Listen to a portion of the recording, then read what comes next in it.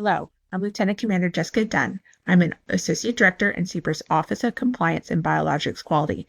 I will be presenting today's webinar with Dr. Kimberly Schultz, Director of Division 2 in the Office of Gene Therapy in CBER's Office of Therapeutic Products. In this presentation, we will walk you through how FDA applies regulatory judgment to CMC requirements for human cellular and gene therapy products being developed for biologics license applications. FDA's Office of Therapeutic Products and CBER has published more than 20 guidances since 2020 to help sponsors developing cell and gene therapy products. In May 2026, this guidance on CMC flexibilities was published by FDA to provide a consolidated resource for sponsors on how FDA applies regulatory judgment to these products being developed for a BLA. While the flexibilities are described in numerous other FDA guidances, FDA recognized the benefit of consolidating existing CMC flexibilities into a single document to help sponsors become more familiar with FDA's adaptive approach and for consistent application across cell and gene therapy products. This approach helps expedite development, review, and patient access to safe and effective cell and gene therapy products to treat serious or life-threatening conditions that represent significant unmet medical needs. Because FDA has issued several guidances that provide CMC recommendations to sponsors developing cell and gene therapy products, sponsors should consider the CMC recommendations in this guidance in addition to those guidances as applicable. This guidance provides information on when regulatory judgment for CMC may be appropriate for the development of such products, but does not comprehensively address the CMC information and data necessary to support product licensure. Many cell and gene therapy products are innovative biological products that show promise in providing treatments for a wide range of serious or life-threatening conditions in patients with significant unmet medical needs such as cancers, genetic disorders, and chronic illnesses. As such, these products may be eligible for programs to expedite and facilitate the development and review of these products and to help ensure their readiness for licensure and availability to patients. FDA programs that may be appropriate include Fast Track designation, Breakthrough Therapy designation, Regenerative Medicine Advanced Therapy designation, Priority Review designation, Accelerated Approval, and Platform Technology designation. Despite the availability of these programs to sponsors, FDA recognizes that challenges still exist for sponsors developing cell and gene therapy products when using traditional product development strategies.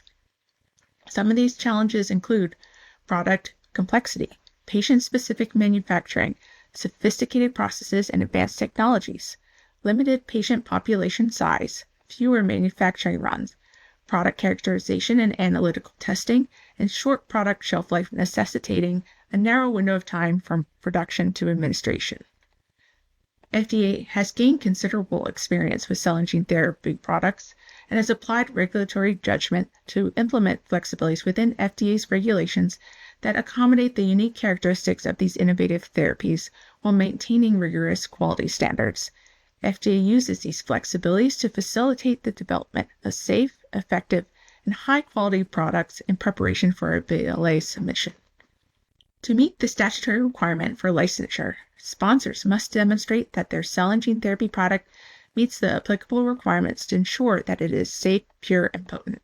However, the unique nature of a cell and gene therapy product and its development program may require a non-traditional approach to satisfy these requirements. In this guidance, FDA has identified flexible CMC approaches in 4 categories that may be appropriate to support product development. These categories are 1. Flexibilities during clinical development. 2. Process validation flexibilities. 3. Commercial specification flexibilities. And 4. Additional flexibilities. We will discuss flexibilities in each category in the following slides.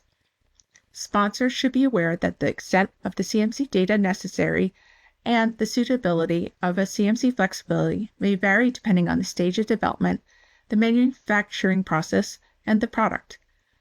Sponsors are strongly encouraged to engage with FDA early and throughout the product development. We'll now walk through these flexibilities under each of these categories as described in the guidance. Thanks, Jessica. I'll now walk through these sections, starting with how sponsors should consider the following approaches for cell and gene therapy product development during clinical investigations. FDA acknowledges that a life cycle approach should be taken for product development. For example, there are some exceptions that are written into the Code of Federal Regulations for Phase 1 clinical studies of investigational products where the clinical study is to collect safety data, not efficacy data. Specifically, 21 CFR 210.2 indicates that the current good manufacturing practice regulations described in Part 211 are not required until Phase 2 studies and beyond.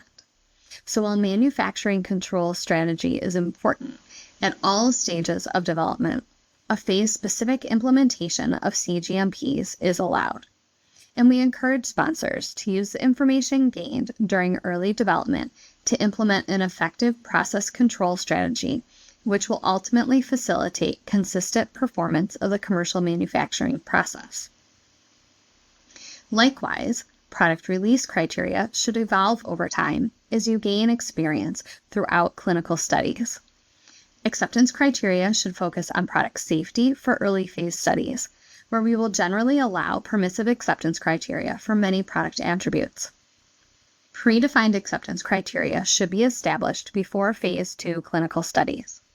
We recommend that you discuss plans with your review team to establish acceptance criteria to support interpretation of clinical efficacy studies. Lifecycle management of a product specification is discussed in the Cell and Gene Therapy FAQ guidance published in 2024. Critical to product lifecycle management is managing manufacturing changes.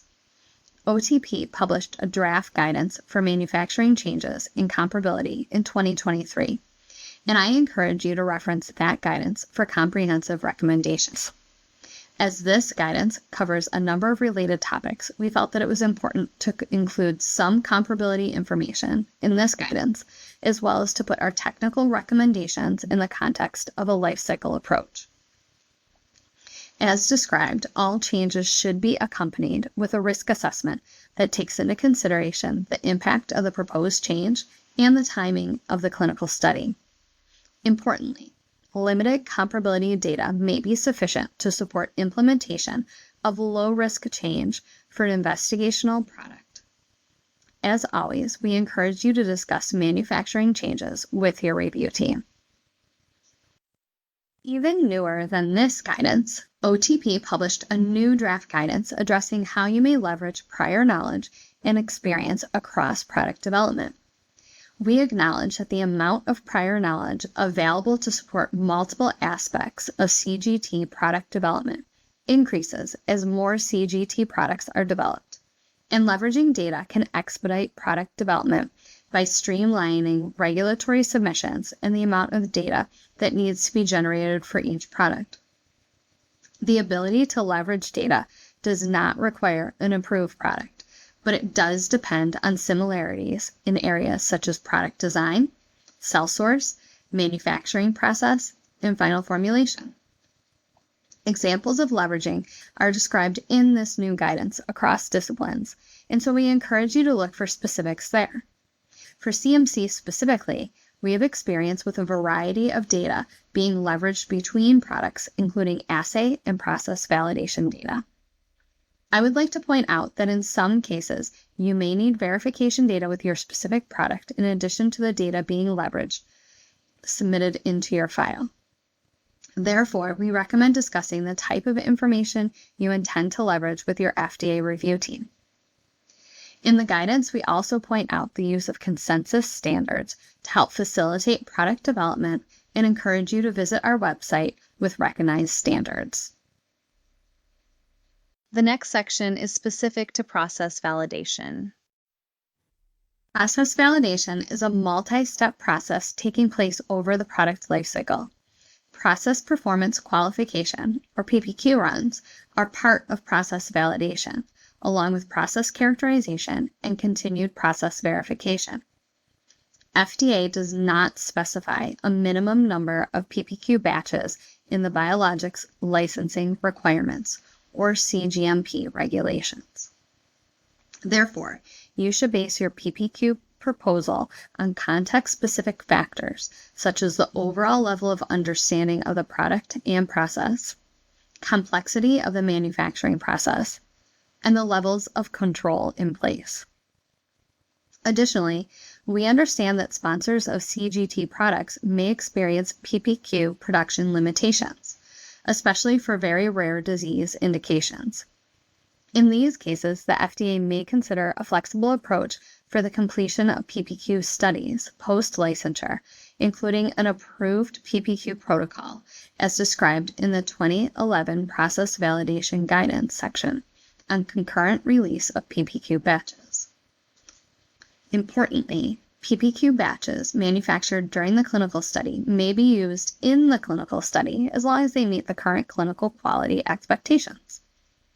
FDA encourages cell or gene therapy sponsors who are preparing to validate their manufacturing process to discuss their validation strategy, including justification for the proposal, with their FDA review team before implementation.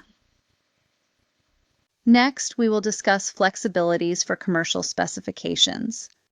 When establishing a commercial specification for a cell and gene therapy product, the release strategy should be consistent with the nature of the product, the manufacturing process, and the number of lots available at the time of BLA submission. The guidance provides two examples of how CMC regulatory judgment can be applied. Following the ICH principles for assay validation, a single representative lot may be used for assay validation with justification. In situations where only a small number of product lots are available at the time of BLA submission, FDA may consider commitments to reevaluate product release acceptance criteria after approval when there is more manufacturing experience to define statistically robust commercial acceptance criteria. Lastly, we will discuss additional flexibilities that the FDA may consider for cell and gene therapy product development. In some circumstances, FDA may consider leveraging of stability data to support commercial expiration dating. FDA generally recommends that sponsors submit real-time data from 3 lots manufactured at a commercial facility with a minimum of 6 months of data. However, an alternative number of stability lots may be used if supported by a risk evaluation.